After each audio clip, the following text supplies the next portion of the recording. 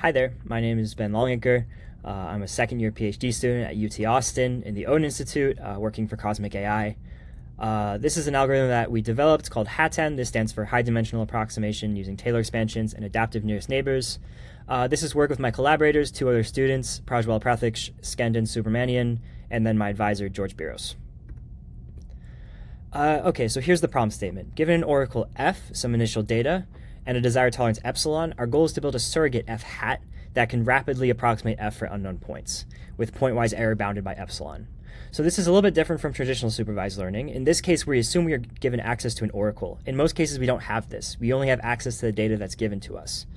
This means that we can increase fidelity in regions of the domain where the function may be ill-posed or ill-behaved, and generate new data to hopefully fix that problem.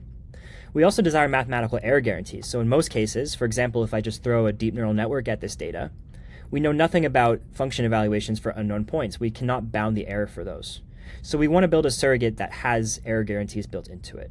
This applies to a wide range of problems in physics in particular, where, for example, there might be some sort of closure relation between species that you want to control, and it can be really expensive to compute those, how those all interact with each other. So in any physics simulation where you have this, you can apply this algorithm.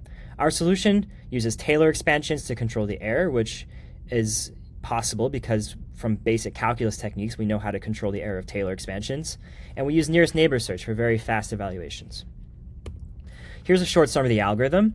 Essentially, we just construct an adaptive binary tree. So we start with our initial data, and we cluster it using any clustering algorithm we like. And we measure the error inside of each cluster. If the error inside the clusters are good, then we can leave it as a leaf node in this tree. For example, this yellow one after the initial clustering is good to go, so it just stays as its own node in the tree. If not, then we subdivide the clusters, and this creates more branches of these trees. And then once every single leaf node has good error, we can just collect the leaf nodes and use these for a nearest neighbor search. To do the clustering, we use this algorithm we call Hessian-informed clustering, which is a novel algorithm that uses the error metrics instead of distance. Most clustering algorithms use distance to cluster, but in our cases we use errors of our algorithm, of our surrogate. This allows us to have pointwise accuracy guarantees because, for example, we can fit an ellipse around each cluster and then check if the points are inside the clusters. And then, so for given some unknown point, I can just check, for example, if it's in one of these purple ellipses. If it is, then I'm good to go. Otherwise, then I can mark the point as unguaranteed. Here's the results for the Rosenbrock function, which is this banana. For 5% error, it only takes 4 seconds to train and only 0.027 seconds to evaluate 50,000 points on a GPU. This is a pretty ill-posed function. It has very steep gradients, so it's usually challenging for a neural network, but for our algorithm, it works very well. And if this function is expensive to approximate, then 0.02 of a second is extremely fast, much better than solving the function exactly or evaluating the function exactly.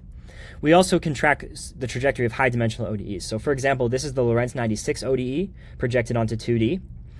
And the red dots are time steps of our algorithm, and the blue dot is the exact trajectory that we wish to approximate. And as you can see, it tracks it pretty well. We can show empirically that Hessian-informed clustering lowers the total number of clusters that we obtain for evaluation compared to using just standard distance-based clustering. And we also get better accuracy than that of standard nearest neighbor search without any extra computational steps. We basically get extra accuracy for free.